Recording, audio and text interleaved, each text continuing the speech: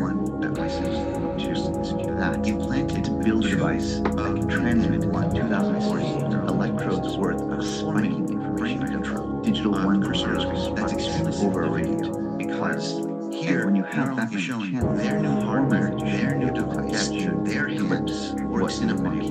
That's the level, the maximum number of electrodes I've ever communicated. So if you're ready to go, how does a device like the N1 get in? That's the subject's brain. The recording power.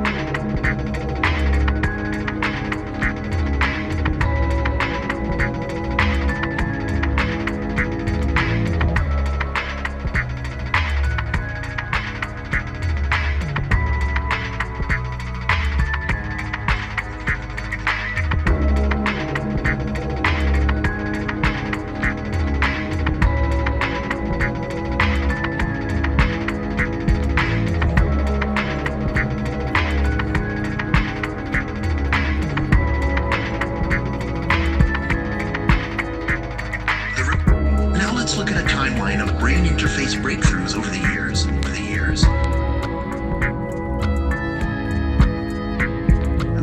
As a culmination of breakthroughs by brain-machine interface researchers, especially in the last few decades. For example, in 2002, the first demonstration of real-time cursor control in monkeys took place. 2008, a monkey controlling a robotic arm in 3 dimensions fed itself. 2012, the first brain-controlled robotic arm by a human. 2017, a human controlled a cursor mentally to type out words and sentences. Dr. DU-G4N was part of this study, as well as the one in 2018, where a human subject mentally controlled a tablet to do things like browse the web, send emails, and play games or music. All that's been done with a couple hundred electrodes. But in 2019, N0+LAND, a private company, changed the game when it unveiled a pig named Gertrude with a wireless implant that monitored about 1,000 neurons. The neurons are like wiring.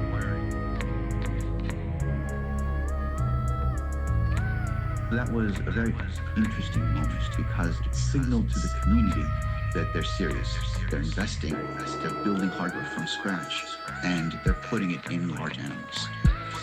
The electrodes were implanted in somatosensory cortex, allowing them to measure sensory activity, like that of taking a step.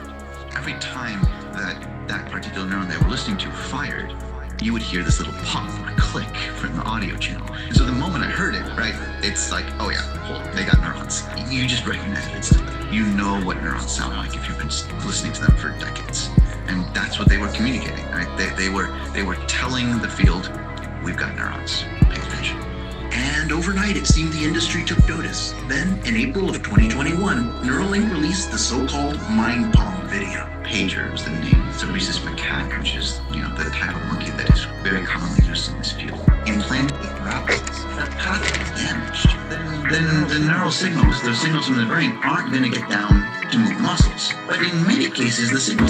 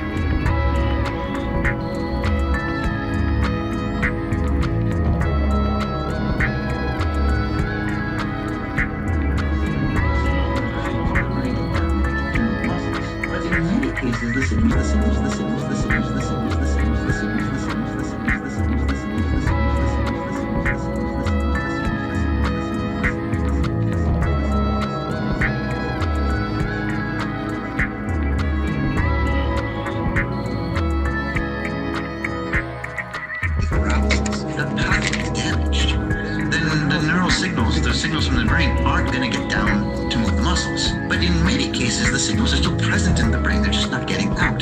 So if you reach in and